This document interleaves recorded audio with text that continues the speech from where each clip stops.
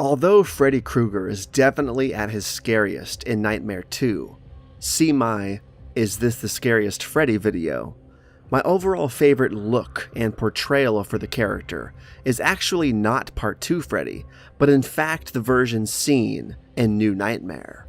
Also known as Demon Freddy or Real Life Freddy, New Nightmare Freddy wasn't the classic Freddy we all knew and loved, but instead a real-world demon taking on the persona of the in-world fictitious movie version of Freddy, and for me, New Nightmare Freddy seems like the ultimate rendition of the character overall.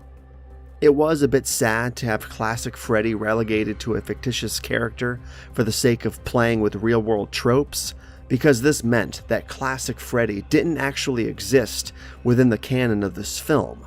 And it was a bit strange in that this real-world demon Freddy wasn't actually a child killer who was burned alive and reborn as a nightmare-invading madman, but instead an ancient being who simply took on the persona of said fictitious Freddy. I'm making this sound way more confusing than it actually is, I promise. My point is this: the fact that this Freddy doesn't have the backbone of the in-canon events of the previous installments, because in New Nightmare the movies exist as the movies, it doesn't take away from the pulp and punch and visceral quality of the character.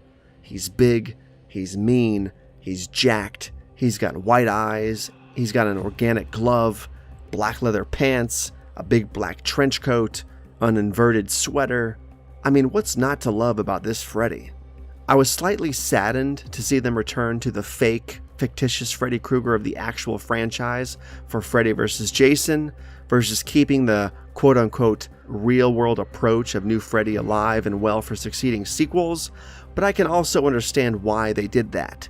Jason wouldn't last 1 minute with real-world Freddy.